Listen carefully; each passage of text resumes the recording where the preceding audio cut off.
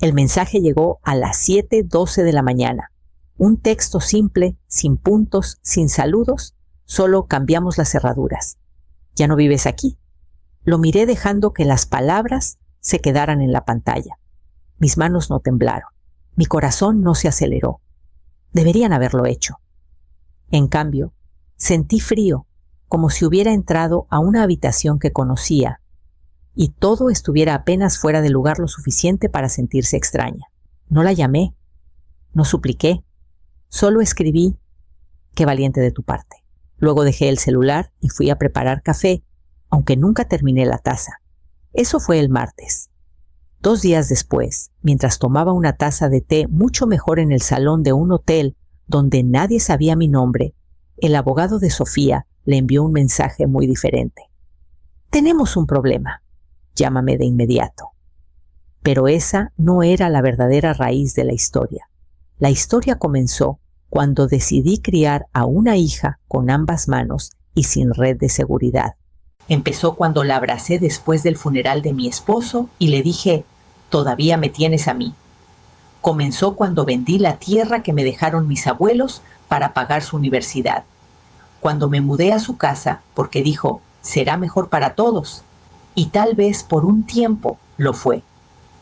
Pero esa mañana, sentada bajo el suave murmullo de la música del lobby y el tintineo de la vajilla de alguien más desayunando, abrí mi libreta. No la que usaba para listas de compras o contraseñas, sino la que no había tocado en años. La que guardaba registros, fechas, transferencias, firmas. Subrayé una sola entrada en la 4ª página. Escritura copropiedad, propiedad Morales, Salazar, registrada 9 de agosto de 2016. La mesera volvió con agua caliente. Le agradecí en voz baja. Y antes de que el primer sorbo tocara mis labios, susurré para mí misma, no con enojo ni siquiera con tristeza, solo con una certeza extraña y firme: empecemos desde el principio. Tenía 33 años cuando Antonio murió. Un accidente de coche en una carretera cubierta de niebla. En un momento estaba planeando la cena y al siguiente doblaba una bandera junto a su tumba mientras sostenía a una niña pequeña que no entendía a dónde se había ido su papá. Sofía nunca pedía mucho. Era una niña callada, pensativa, de esas que parecen mayores de lo que son. Trabajé turnos nocturnos como enfermera y limpié oficinas por las mañanas. Aprendí a dormir en ratos de 90 minutos, a estirar un paquete de pasta para una semana, a esconder cuentas vencidas detrás de los portarretratos. Lo logramos. Juntas. Cuando Sofía cumplió 16, vendí las últimas 5 hectáreas de la tierra de mis padres para pagar sus cursos preuniversitarios y solicitudes. Ella lloró cuando llegó la carta de aceptación. Yo lloré cuando llegó la factura de la colegiatura. Aún así lo hice funcionar. Años después, cuando llamó para decir que estaba comprometida, tomé un segundo trabajo, visitas médicas a domicilio los fines de semana, solo para ayudar con la boda. No quería que empezara su matrimonio cargando deudas. Pensé que eso hacían las madres. Levantabas a tu hija sobre cada piedra en el camino, aunque te rompiera la espalda. Cuando Luis perdió su trabajo y su primer departamento se volvió pequeño, ofrecí ayudar. Encontraron una casa más grande, pero el enganche era alto. Vendí mi departamento, cobré una pequeña renta vitalicia que Antonio me había dejado y entregué 2 millones de pesos. La única condición que viviera con ellos. Sofía me abrazó ese día en la oficina de bienes raíces. «Esta también es tu casa, mamá», dijo con una voz llena de sinceridad. Al principio le creí. Desempaqué con cuidado, colocando mis cosas en el cuarto de visitas que pintaron de verde claro para mí. Había cenas, noches, de juegos, listas de compras compartidas. Pero poco a poco, en silencio, el tono cambió. Cenas sin mí. Puertas entrecerradas cuando pasaba por el pasillo. Comentarios que sonaban a broma, pero no se sentían así. Y el momento que marcó el verdadero comienzo de mi borrado Llegó una tarde tranquila cuando Luis dijo, sin levantar la vista, «Sabes, ya no es realmente tu espacio». El cuarto de visitas en el piso de arriba tenía luz por las mañanas. Solía dejar las cortinas abiertas solo para ver los rayos deslizarse por el librero. Pero después de que la promoción de Luis requirió una oficina en casa, me pidieron primero con suavidad que me mudara al sótano.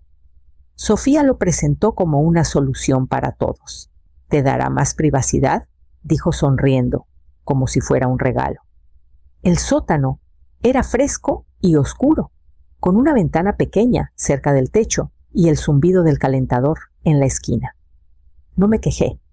Me dije que era temporal. Me dije muchas cosas. Al principio, Sofía aún me decía mamá. Luego fue Elena frente a Luis. Después, solo ella cuando pensaba que no estaba escuchando.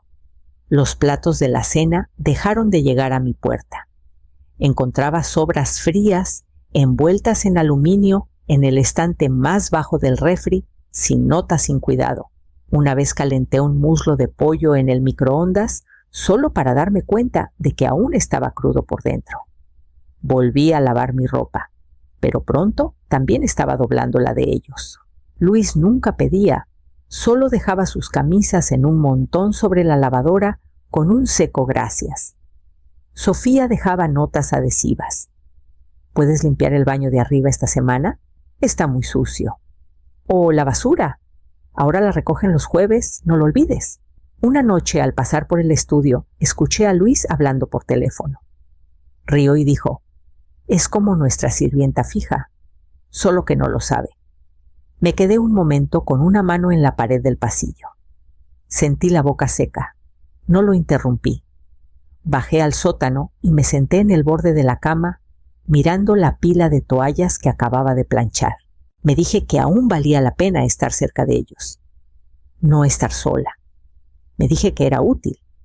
Pero la utilidad es una moneda extraña. Cuando es lo único por lo que te valoran, el momento en que dejas de ser útil es el momento en que deciden que has caducado. Y ese momento llegó antes de lo que esperaba. Era el cumpleaños de Sofía.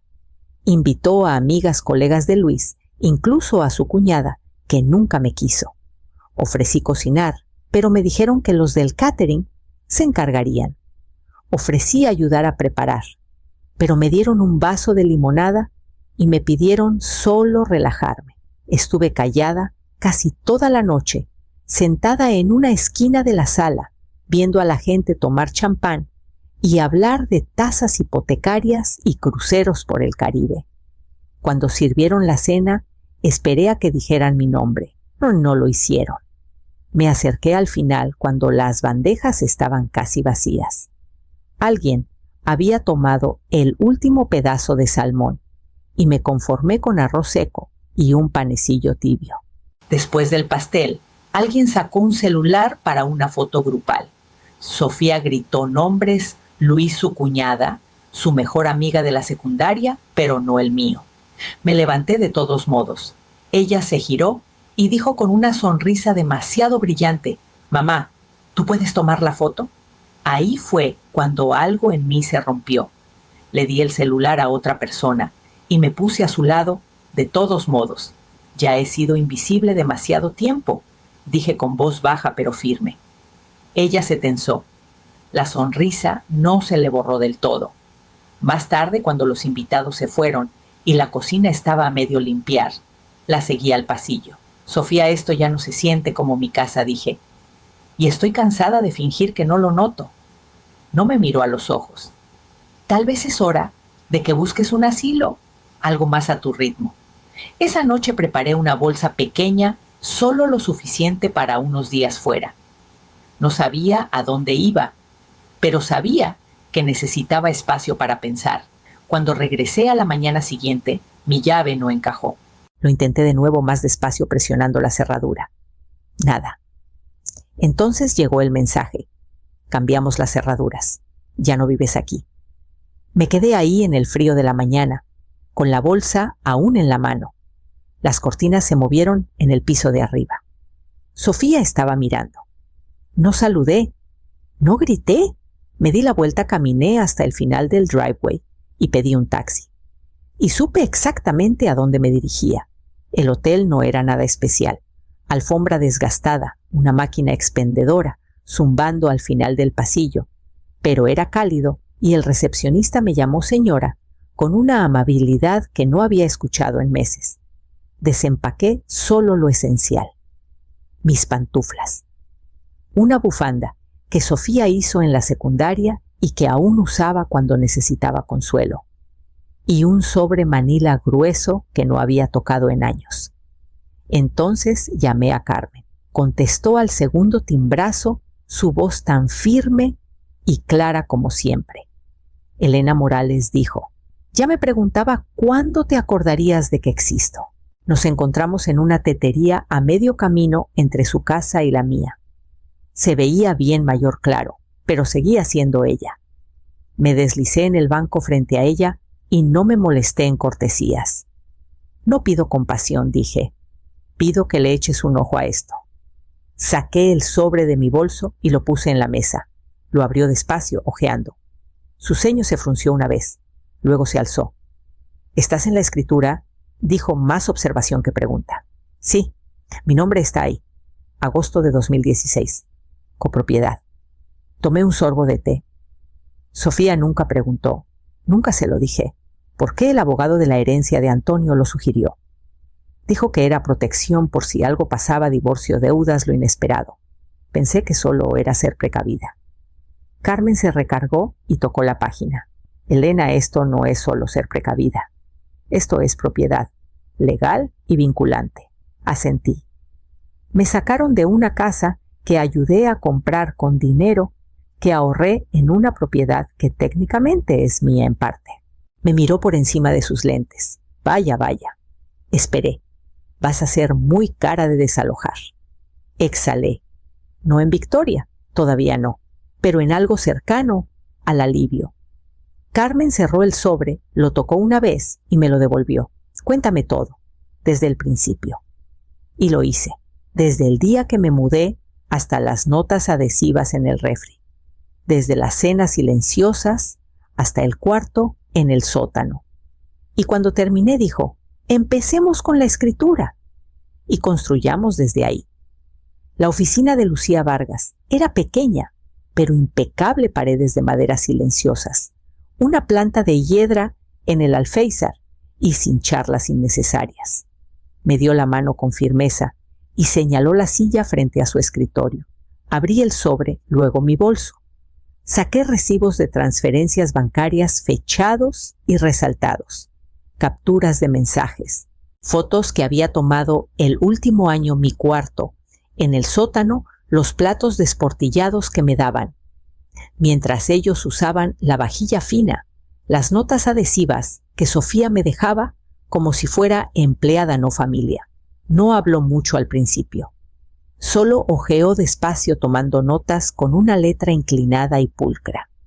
Cuando alzó la vista, sus ojos estaban tranquilos, pero más agudos que antes. Tienes más documentación que la mayoría trae después de un divorcio. No quiero venganza, dije. Quiero mi nombre de vuelta, mi dignidad, un lugar donde pararme que no se mueva bajo mis pies. Lucía asintió. Entiendo. Tocó la copia de la escritura con un dedo. No solo te deben dignidad, podrían deberte daños. Luego se recargó, cruzó una pierna y dijo algo que me envolvió como un abrigo cálido. Tienes un caso, fuerte, y lo vamos a manejar con cuidado pero con firmeza. Mientras trazábamos los siguientes pasos: injunción temporal cese y desista notificación de derechos de ocupación.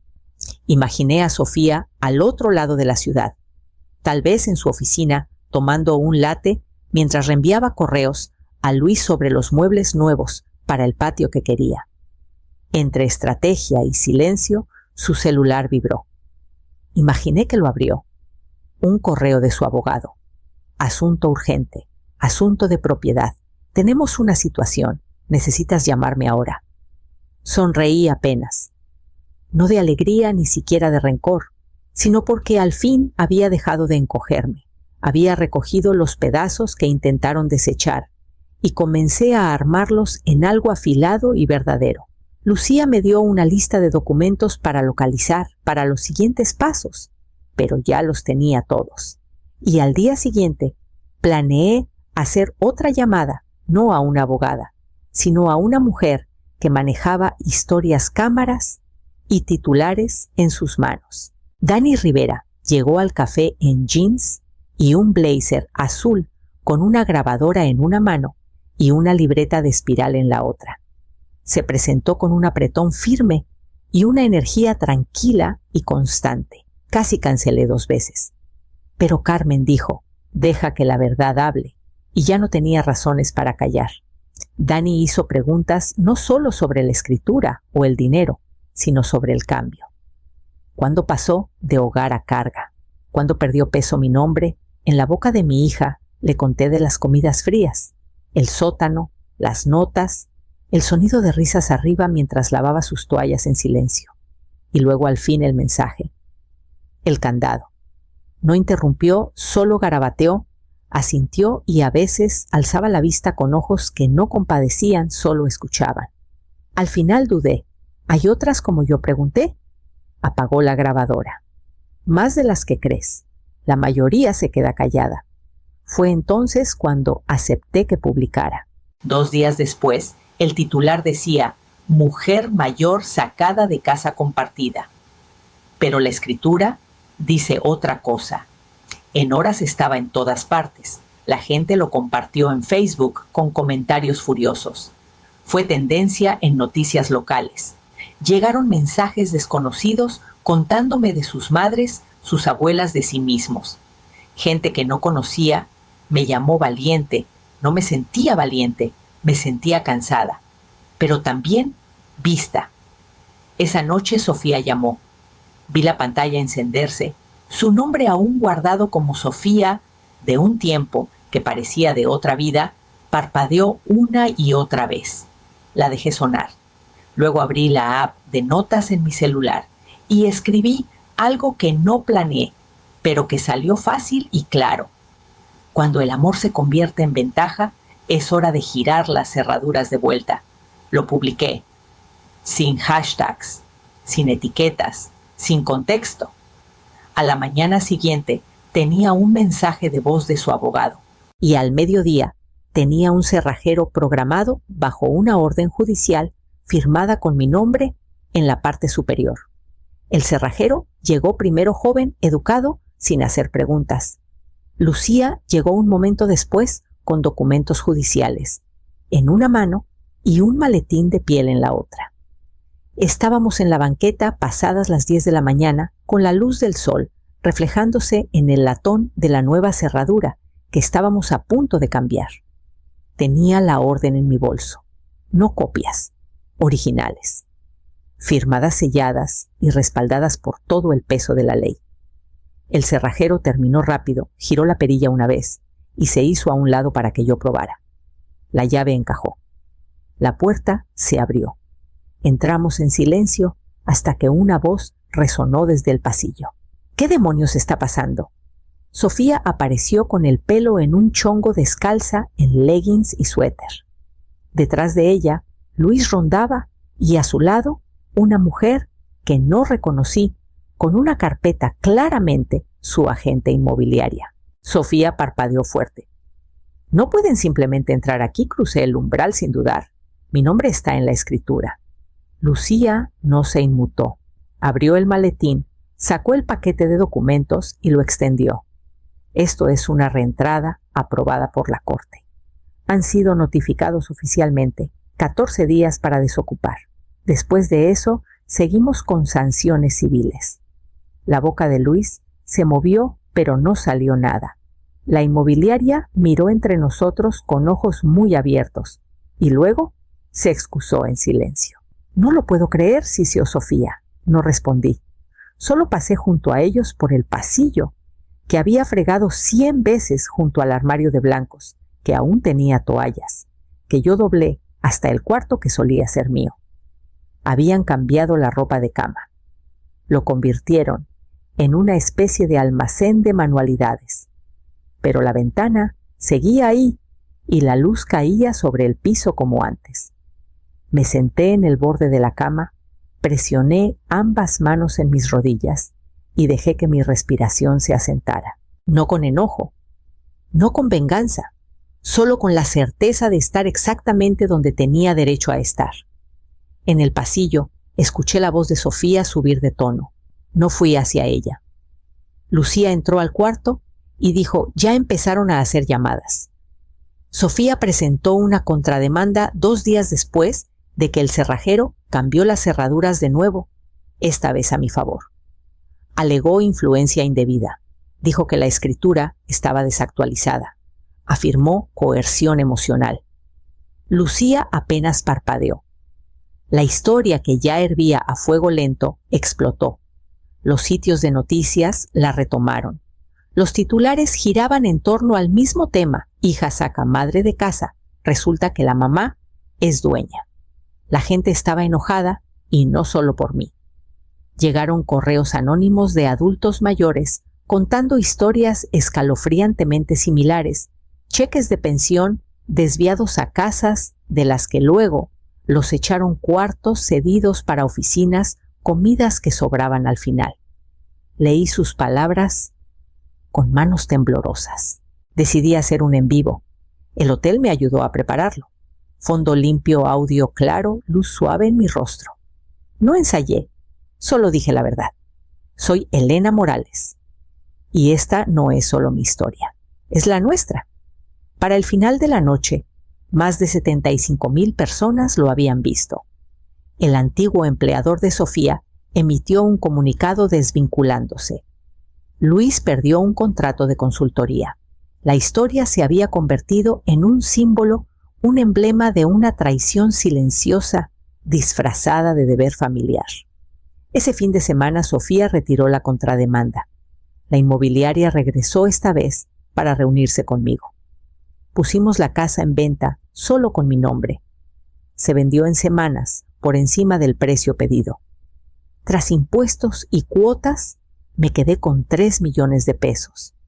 No era solo el dinero, era prueba. Era papel, tinta y firma terreno firme bajo pies que habían estado en arena demasiado tiempo. Lucía manejó el cierre. No volví a hablar con Sofía ni con Luis. El último día en la casa me paré en la entrada con los nuevos dueños, una pareja joven con un bebé, y sonreí mientras me agradecían. Les deseé lo mejor. Y lo dije en serio. Empaqué la última caja en una van rentada llena de cosas que nadie más había tocado. Y mientras nos alejábamos, miré el porche una última vez, no con arrepentimiento, sino con claridad. Porque la próxima casa sería una que yo elegiría completamente sola. 6 meses después, despierto con el sonido de las olas y las gaviotas. No alarmas, no pasos arriba, solo marea y tiempo. La cabaña está en un acantilado en un pueblo tranquilo de Baja California donde nadie sabe mi nombre, a menos que yo quiera. El porche es amplio y desgastado, con espacio para una mecedora, una mesita y la colcha vieja que me echo sobre las rodillas en las mañanas frescas. Dirijo un grupo semanal por Zoom para mujeres mayores de 60 que enfrentan disputas de vivienda con su familia. No solo hablamos de derechos legales, hablamos de reclamar espacio, voz, identidad. Algunas lloran, otras ríen con amargura. La mayoría solo necesita a alguien que entienda. Universidades me han pedido que hagas conferencias. Lo llaman dinámicas de vivienda intergeneracional, pero yo solo digo la verdad. Muestro las notas adhesivas que guardé. La que decía: por favor, limpia el baño de arriba. Está muy sucio. La ironía aún quema, pero ya no tan fuerte. Ayer recibí una carta en un sobre crema. Sin remitente, pero reconocí la letra antes de abrirlo. Sofía. Eran 3 páginas, disculpas, explicaciones, algo como arrepentimiento. Escribió sobre estar abrumada, sobre cómo Luis hacía que todo pareciera urgente, sobre cómo pensó que yo estaría bien porque siempre lo había estado.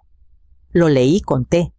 No vino, no enojo, Cuando terminé puse la carta en un cajón junto a mi acta de nacimiento y pasaporte. Perdonar, susurré, no siempre significa abrir la puerta de nuevo. Mi perra Luna trotó hacia mí y apoyó la cabeza en mis pies. Le rasqué detrás de las orejas, luego abrí una libreta nueva y titulé la primera página con tinta azul: Lo que no pueden quitarte.